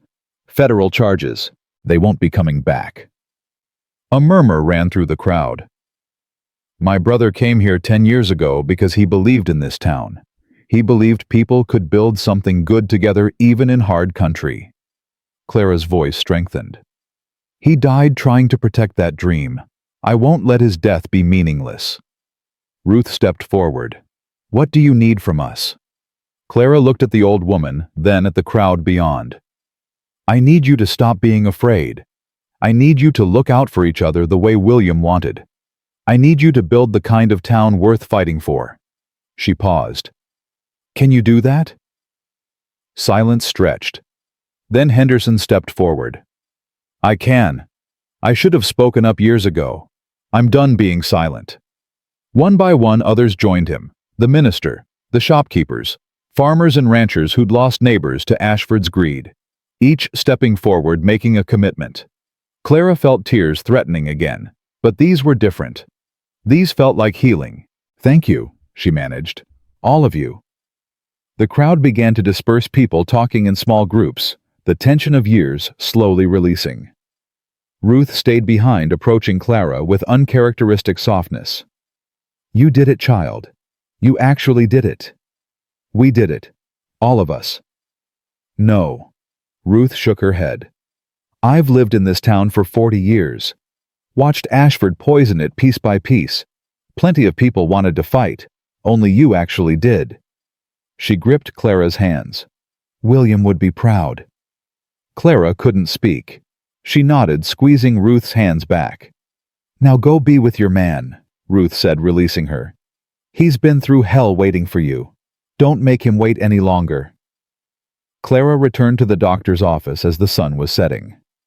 Nate was awake, propped up on pillows, looking stronger than he had hours before. I heard the speech, he said as she entered. Doc Holloway left the window open. Eavesdropping. Desperately. He held out his hand and she took it. You were magnificent. I was terrified. Same thing sometimes. He pulled her closer. Sit with me. I'm tired of looking at the ceiling. Clara sat on the edge of the bed, careful not to jostle his injured shoulder. For a while, neither spoke. They didn't need to. What happens now? Nate asked finally. Now we heal, rebuild, figure out what comes next. Clara looked at him. Together, if you still want that. I've never wanted anything more. Even though I'm stubborn and reckless and apparently can't follow a simple escape plan. Nate laughed, then winced. Don't make me laugh. It hurts. Sorry. No, you're not. No, I'm not. They smiled at each other, and Clara felt something settle into place. Something that had been broken since William died, since her husband died, since she'd started believing she was meant to face the world alone. She wasn't alone anymore. Stay tonight, Nate said quietly. Not for anything improper. Just stay. Clara glanced at the door. Doc Holloway already agreed. Ruth's bringing a cot. Nate's eyes were soft. I don't want to wake up without you. Clara thought about propriety, about what people would say, about all the rules she'd been taught since girlhood. Then she thought about how close she'd come to losing him. I'll stay. Nate's smile was like sunrise. Thank you. Ruth arrived an hour later with the cot blankets and a basket of food. She set everything up with brisk efficiency, ignoring Clara's attempts to help. Eat, both of you. You look like scarecrows. She paused at the door. I'll be by in the morning. Try not to cause any more excitement before then. After she left, Clara shared soup and bread with Nate, feeding him spoonfuls when he couldn't manage the bowl with one hand. This is embarrassing, he muttered. This is what people do for each other. Clara wiped his chin with a napkin. Get used to it. Is that an order? Yes. Night fell. Clara extinguished the lamp and lay down on the cot, listening to Nate's breathing steady as he fell asleep. Tomorrow would bring challenges. The trial, the rebuilding, the long process of healing a town's wounds. But tonight, in this small room, with the man she loved alive and safe beside her, Clara felt something she hadn't felt since before William's death. Peace. She closed her eyes and let it carry her into dreamless sleep. Spring came slowly to Silver Creek, the snow retreating inch by inch as the sun grew stronger. Clara stood on the porch of William's cabin, watching the creek emerge from its frozen shell water, rushing over rocks with a sound like laughter. 3 months had passed since Ashford's arrest. 3 months of healing, rebuilding, and learning what it meant to belong somewhere. Behind her, the door opened.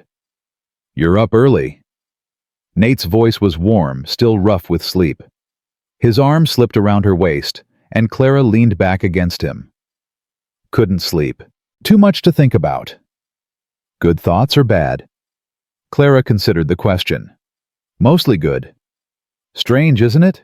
After everything. Nate pressed a kiss to her temple. Not strange.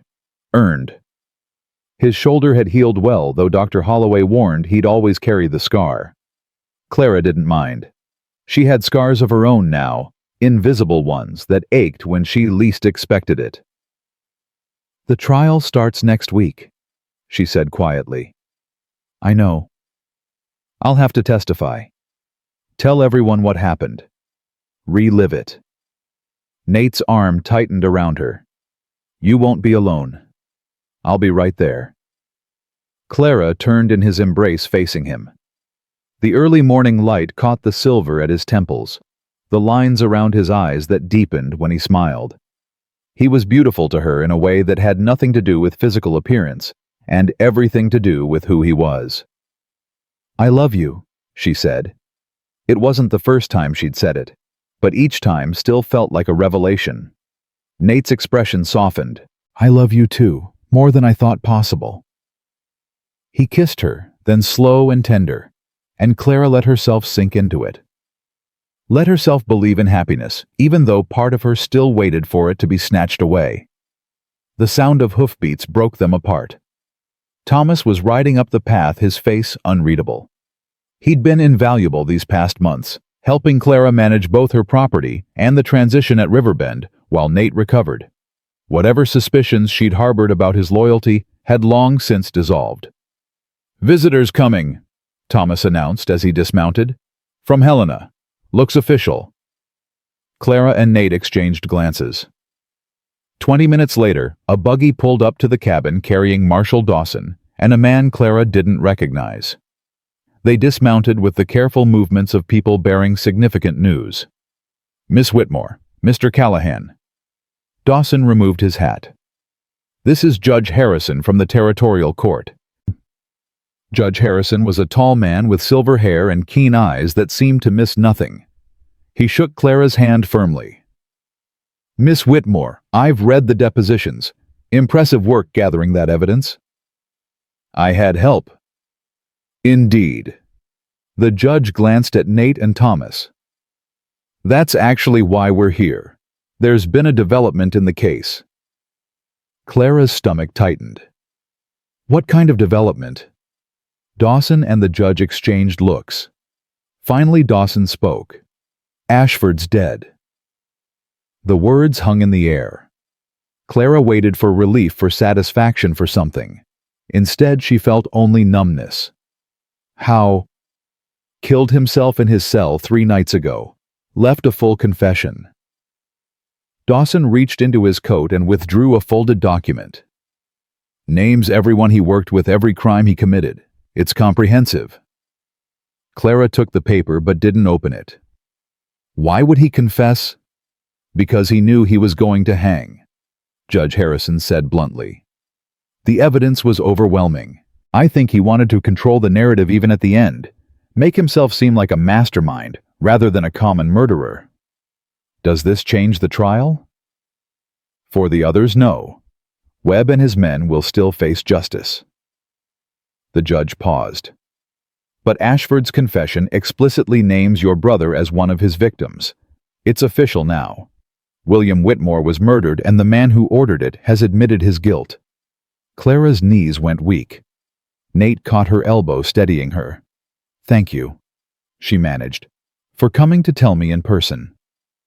There's one more thing. Judge Harrison's expression softened slightly. With Ashford dead and his assets seized, there's the matter of restitution. Several of his properties will be sold to compensate victims' families. He paused. You're entitled to a significant portion, Miss Whitmore. Enough to rebuild 10 times over. Clara shook her head. I don't want his money. I understand the sentiment, but consider using it for the town. William's journal documented how many families Ashford hurt. This could help them recover. She hadn't thought of it that way. Money that had been used for destruction transformed into something that could heal. I'll consider it. After the officials left, Clara sat on the porch steps, staring at Ashford's confession. Nate sat beside her, close, but not touching, giving her space. You don't have to read it, he said. I know. Clara unfolded the paper. But I need to. The confession was exactly as Dawson described, comprehensive, detailed, almost proud in its recounting of schemes and crimes. Ashford wrote about William's murder as a business decision, an obstacle removed. Clara read it twice. Then she folded it carefully and tucked it into her pocket. Are you all right? Nate asked. I thought I'd feel different. Triumphant or relieved or something. Clara looked at him. Mostly I just feel tired. That's grief. It doesn't follow rules. Nate took her hand. But it does get easier, I promise. How do you know? Because I've been grieving things most of my life. Lost my mother young. Lost my father to drink. Lost the life I thought I'd have. He squeezed her fingers. But I found something else. Something better. That's how it works sometimes. Clara leaned against his shoulder. When did you get so wise? About 10 minutes ago. I'm making it up as I go. She laughed, surprising herself. It felt good to laugh. Ruth arrived that afternoon, having heard the news through the town's efficient gossip network. She brought food as always, and opinions as always. Good riddance to bad rubbish, she declared, setting a pot of stew on Clara's stove. That man caused more suffering than anyone in this territory's history. The devil's got him now. Ruth, Clara said mildly. What? It's true. Ruth settled into a chair, accepting the coffee Thomas offered. Now tell me about this restitution business. Henderson said there's talk of using Ashford's money to rebuild. Clara explained the judge's proposal. Ruth listened intently, her sharp eyes calculating. That money could rebuild the Baker farm, she said slowly. And the Miller place, maybe even fund a proper school. That's what I was thinking. It won't bring anyone back, won't undo the hurt. No, but it might help people move forward. Ruth was quiet for a moment. Your brother would approve. He always talked about building something lasting here, a community worth fighting for. The words echoed what Clara had said to the townspeople months ago. She hadn't realized she was quoting William until this moment. I want to do something for the families, Clara said. All of them. A formal memorial, maybe. Something to acknowledge what was lost. That's a fine idea. Ruth nodded approvingly.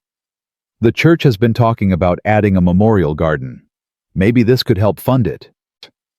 Decisions were made over the following days. Clara met with families affected by Ashford's schemes, listening to their stories, their losses, their hopes for the future. She allocated funds for rebuilding farms, settling debts, providing for widows and orphans. The money couldn't heal the wounds Ashford had inflicted, but it could remove some of the barriers to healing. Through it all, Nate was beside her, patient, supportive, occasionally pushing back when she tried to take on too much. You can't save everyone, he said one evening as Clara pored over lists of affected families. I can try. You can also collapse from exhaustion. He took the papers from her hands. When was the last time you ate a proper meal? Clara tried to remember. Breakfast. It's past 9 at night. Oh. Nate pulled her to her feet. Come on, Ruth left stew. You're eating and then you're sleeping. You're very bossy when you want to be. Only with stubborn women who forget to take care of themselves.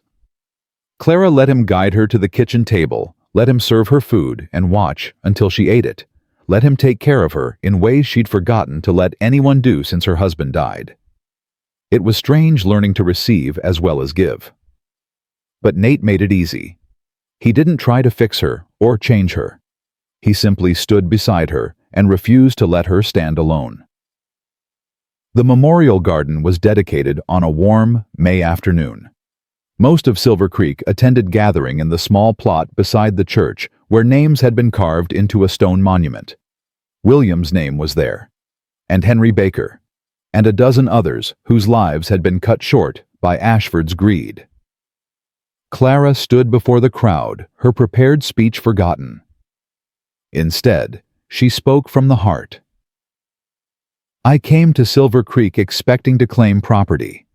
I never expected to find a home. She looked at the faces before her.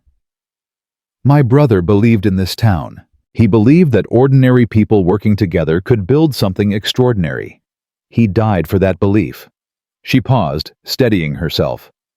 I used to think strength meant standing alone, facing every battle without help, without weakness, without need. Clara found Nate's eyes in the crowd. I was wrong. Real strength is knowing when to accept help. It's trusting others even when trust is terrifying. It's building something bigger than yourself. Ruth was crying. Thomas stood straight and tall, his face unreadable, but his eyes bright. Henderson, the shopkeeper, who'd been too afraid to speak, stood with his family, no longer looking away. This garden is for everyone we lost, but it's also for everyone who's still here. A reminder that we choose every day who we want to be. Clara touched the stone where William's name was carved.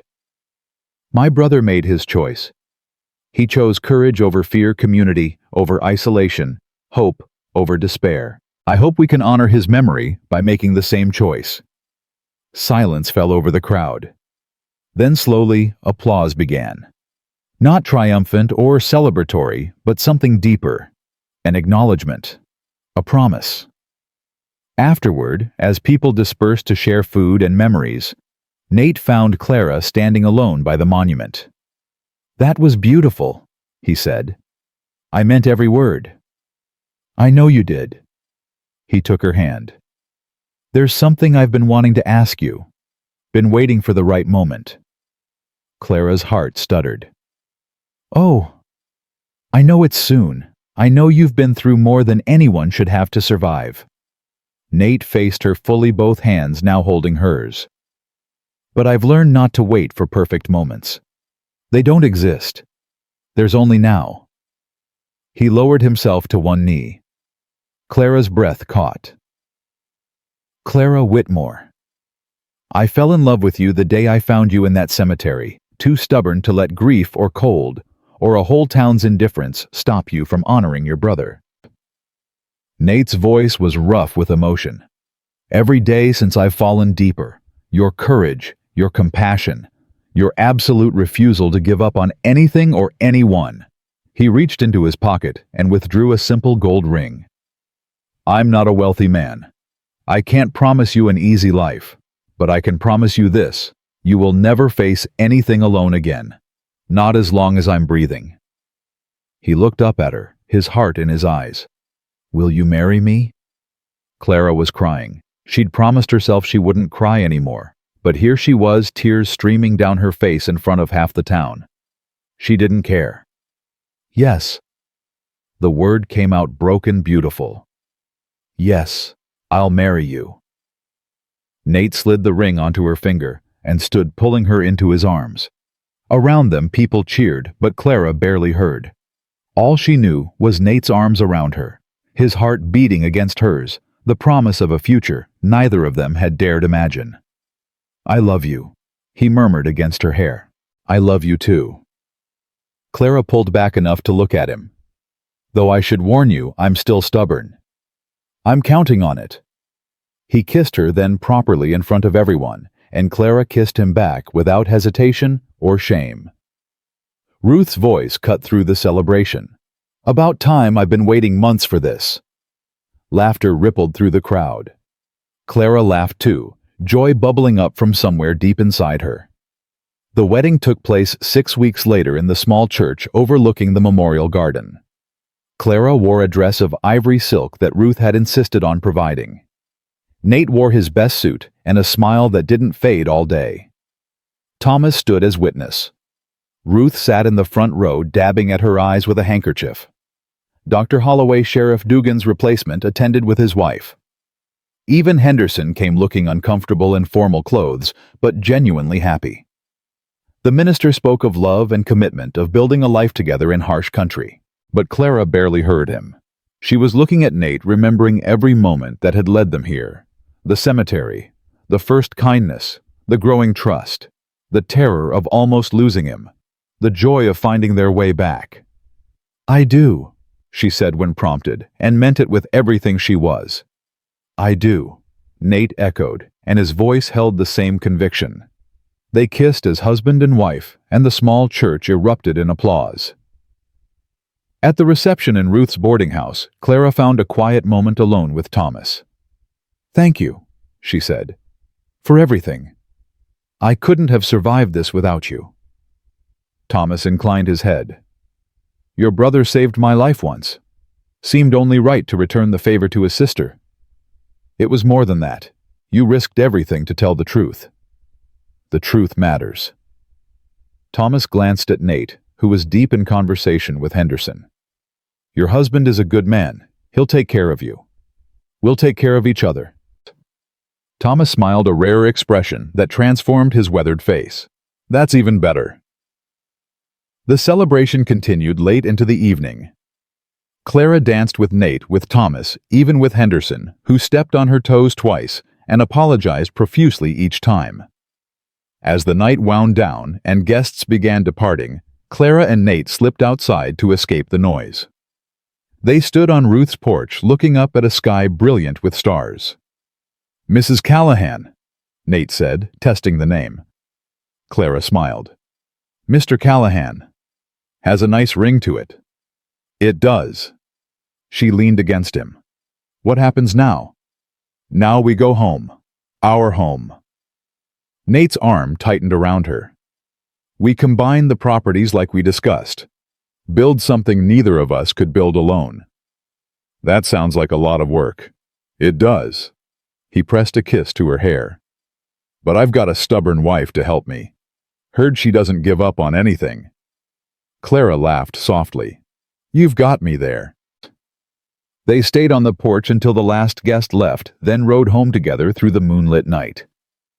Home to the cabin that had been Williams', that was now theirs, the first building in what would become a ranch spanning both properties.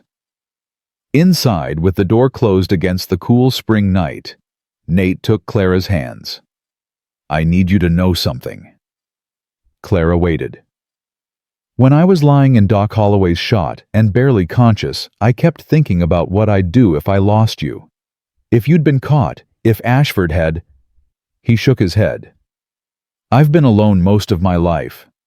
Thought I preferred it that way. But those hours not knowing if you were safe, I realized something. What? I'm not afraid of dying. Never have been.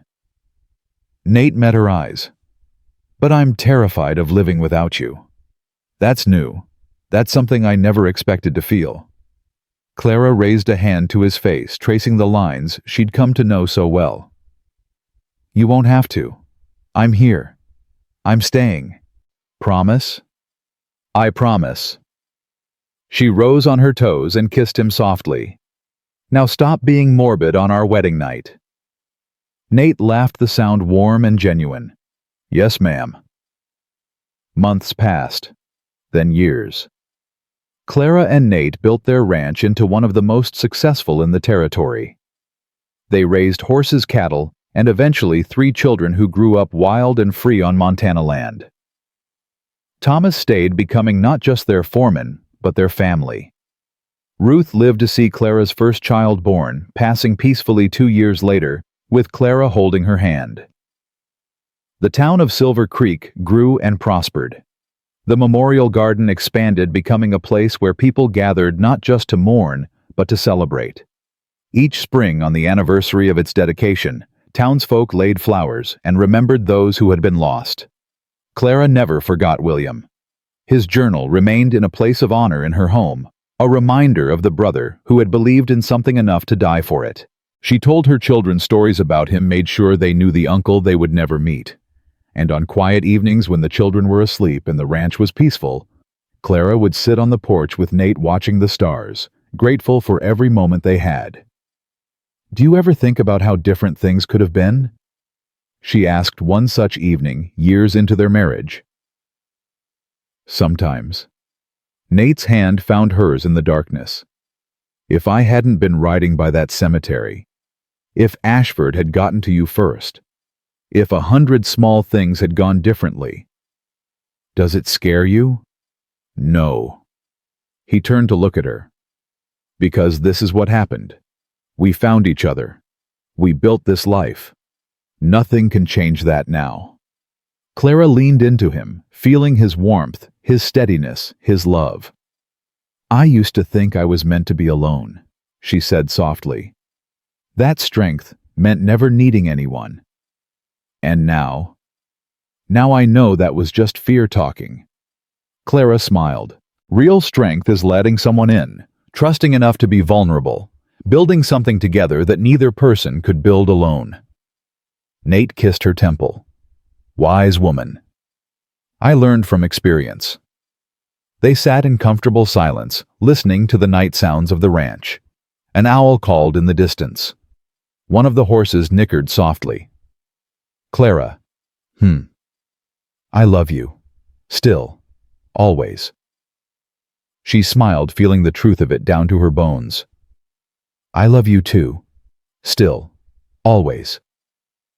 The woman who had arrived in Silver Creek as a grieving stranger, who had buried her brother alone in a blizzard, who had faced murderers and corruption and a town's worth of fear, had found what she never expected to find. Home. Family. Love. Not because she was rescued, but because she had fought for it. Not because someone saved her, but because she had learned that accepting help wasn't weakness. Clara Whitmore Callahan had come to Montana to claim her brother's land. She had stayed because she found something infinitely more valuable. She had found herself, and in doing so, she had found everything that mattered.